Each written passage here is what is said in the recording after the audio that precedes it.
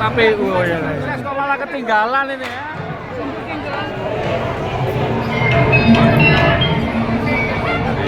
KPU Surabaya. Kemudian kita masuk debat khusus di situ dan sampai saya meminta untuk saya saja yang masuk. Saya ingin lihat langsung keberadaan kursi itu, tapi dari KPU tetap menyampaikan bahwa by regulasi ini tidak boleh, tidak diperkenankan. Kemudian setelah berbicara panjang lebar, akhirnya kita sepakat di satu titik bahwa MC dalam kegiatan nanti ini, live TVRI nanti ini akan menyampaikan keberadaan paslon kotak kosong, bahwa saat ini pilkada di Surabaya saat ini dilakukan debat publik untuk paslon yang bergambar. Tapi untuk paslon tidak bergambar tetap disampaikan secara masif oleh pihak MC bahwa ada juga paslon yang tidak bergambar yang juga bisa menjadi pilihan masyarakat dan sah untuk dicoblos. Dan itu saya mendapat jaminan itu dari Bawaslu Surabaya, dan Bawaslu siap menegur langsung apabila kesepakatan tadi dengan KPU Surabaya itu tidak dilaksanakan oleh pihak KPU Surabaya lewat MC kegiatan debat publik hari ini. Maki Jawa Timur, masyarakat anti korupsi Indonesia Jawa Timur secara kelembagaan akan membawa ranah menarik ini ke ranah hukum karena ada sesuatu hal yang tidak balance. Jadi saya pikir kotak kosong itu kan saluran yang diberikan oleh aturan untuk ada dalam setiap pemilu kada se-Indonesia. Surabaya ini juga bukan fenomena sendirian, karena kan ada Gresik, ada Kota Pasuruan dan lain-lain sebagainya. Jadi saya pikir monggo saja kalau ada masyarakat yang terlibat dalam gerakan kampanye kota kosong, karena itu hak yang dijamin oleh undang-undang. Maka mari kita jadikan pemilu kada ini sebagai sarana perlombaan untuk memenangkan hati masyarakat saja. Jadi saya berharap tidak ada lagi kemudian diskursusnya ini partai politik versus rakyat. Saya pikir tidak, karena sila keempat Pancasila itu kan berbunyi kerakyatan yang dipimpin oleh hikmat kebijaksanaan dalam permusyawaratan perwakilan.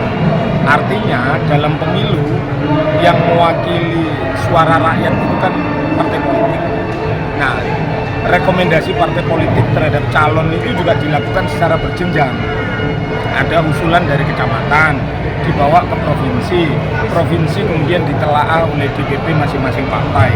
Nah, hari ini karena pesatnya ilmu pengetahuan di bidang preferensi masyarakat, ya maka setiap keputusan yang dilakukan oleh partai politik itu mesti berbasis survei. Nah, di alat survei itulah kita bisa mengukur apakah kans keterpilihan seseorang itu cukup tinggi atau tidak. Kebetulan elektabilitas Mas Heri Armuji di kota Surabaya ini dalam 2 kali survei yang dilakukan oleh Golkar itu di atas 75%. Artinya masyarakat masih menghendaki Mas Heri menahkodai keberlanjutan pembangunan di kota Surabaya. Panelis itu kan independen, yang dipilih dari akademisi, yang akan mempertajam dan memperdalam visi misi paslon adalah panelis. Jadi saya berharap Mas Heri nanti tampil prima, kemudian mampu meyakinkan hati masyarakat sehingga masyarakat dengan kesukarelaan yang tinggi datang ke TPS untuk memilih Mas Heri Armuji. Saya berharap agar ratusan miliar anggaran yang dikutip dari pajak dan retribusi rakyat Surabaya ini tidak sia-sia. Mari kita datang ke TPS untuk memilih Mas Heri Armuji. Jangan sampai golput, karena satu suara sangat menentukan keberlanjutan pembangunan Surabaya 5 tahun mendatang. Kita partisipasi masyarakat dalam Pilkada serentak 27 November 2024 dapat lebih optimal.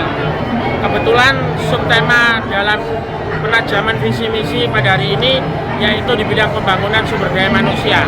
Maka PDI Perjuangan di sini menghadirkan kesenian jaranan. Membangun kota Surabaya tidak hanya bangunannya, tapi sumber daya manusianya untuk mewujudkan kepribadian dalam kebudayaan. Kita mengajak masyarakat bahwa pesta demokrasi ini adalah pesta demokrasi yang menggembirakan, menyenangkan, untuk mereka dapat menyalurkan aspirasinya, bagaimana nanti Pak Eri Parmuji dapat melanjutkan kepemimpinannya. Jadi jangan dibuat tegang, jangan dibuat serem. Ini adalah pesta demokrasi juga rakyat bisa menikmati dan menyenangkan. Kita ajak masyarakat, walaupun hanya satu pasangan calon, bahwa itu adalah wujud demokrasi yang harus dihormati. Kita tetap datang ke TPS memilih Pak Eri Cahyadi Parmuji nomor 1. Tentu Pak Eri Parmuji sudah memiliki pengalaman ya dalam 3,5 tahun lebih memimpin. Beliau mampu menghadapi pandemi COVID-19, lalu 1,5 tahun bagaimana merangsang pertumbuhan ekonomi. Kita harapkan di periode kedua nanti beliau mampu menajamkan visi misinya untuk mewujudkan kesejahteraan bagi warga Surabaya melalui program-program seperti beasiswa pemuda tangguh, melalui pendidikan gratis, melalui kuliah gratis dan lain sebagainya.